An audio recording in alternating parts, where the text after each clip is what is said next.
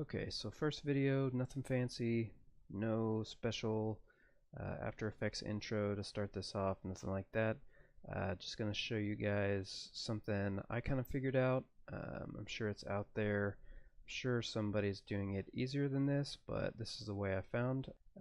But what we're going to be doing is learning to create easy waypoints linked to tasks for your players to follow within the mission.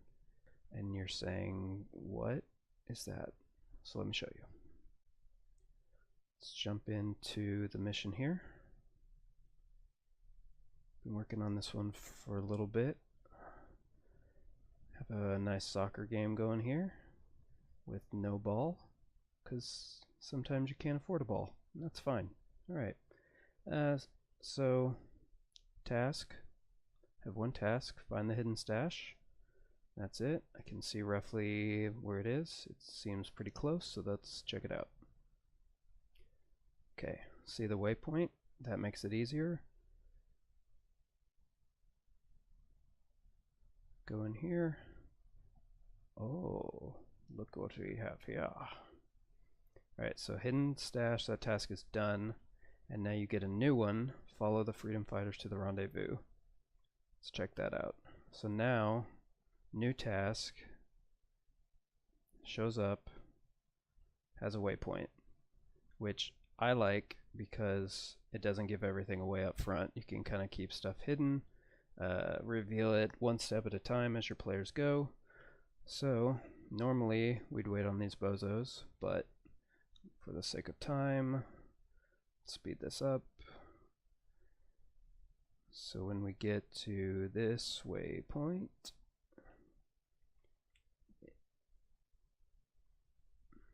okay, that task is completed.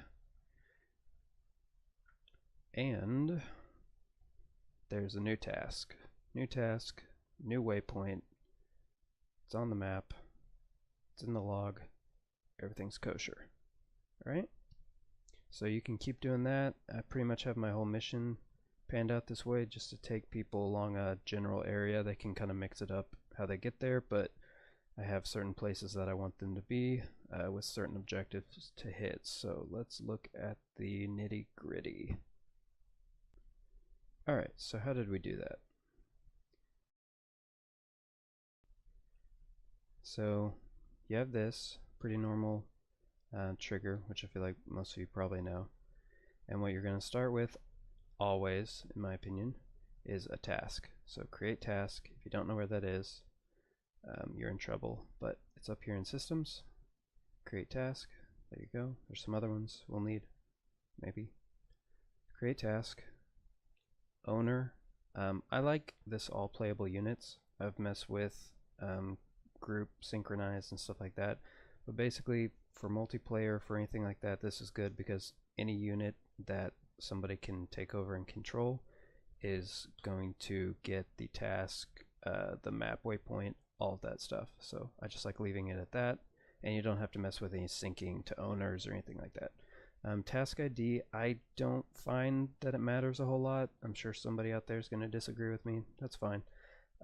But you can put whatever you want. This is what will come up on screen. So find the hidden stash, whatever you want there, and then this would be in your mission parameters. But you want this assigned as a task because you want it assigned. And this destination module position, that means the waypoint's going to show up where this create task emblem is. Okay, so sync to the create task, you're going to want a task state. So this task state needs to be set on succeeded. That's all you need to do. Don't worry about it. And that task state on success will be linked to this trigger. Now what we want this trigger to be is named task 1. Well, you can name it whatever you want. You can name it objective 1, Bob, whatever you want, but just keep up with it. I like task 1 because I like to go 1, 2, 3, 4, 5, and that's counting. Yeah, activation is independent because I'm playing independent. If you're playing blue 4, op 4, and this was your trigger, you'd probably want to change that. But I'm going to leave it on independent because that's what I'm playing. leave that as is. Okay, so you have your trigger, and that trigger's just guy walks in, it fulfills this task state, it succeeds that task, done. But if you want something to happen after that, like we did, we're going to put a new trigger. I like to put it close. It doesn't have to be close, but I just like there for clarity's sake, so I can look back and see, oh, this is that. Okay, so new trigger. None of that needs to be messed with. The only thing you need is this condition, and you're going to put trigger activated, all one word, task 1. And that task 1 is the name of the last trigger slash objective slash waypoint, whatever they call it. Okay, so task 1 is your trigger, and this next trigger activates when your first trigger activates. Does that make sense? Task 1, trigger to activate on task 1. Okay, you got it. I believe in you. Alright, so you have a new trigger that activates, but what does that trigger do? Well, let me show you. So that is connected, synced to, oh, and if you don't know syncing, right click, connect, sync to, then go click it. That's connected to this new task. Okay, what's this new task? Follow the freedom fighters, blah, blah, blah. So that's that next thing that'll pop up on your HUD. Okay, and the next task that will show up in your map. And that's check to assigned as usual. That's connected to your new task state, which is still succeeded. That is connected to a new trigger, because you have trigger to activate the task, ding ding ding, to here. Your new task has a succeed parameter, and your new task has a activation.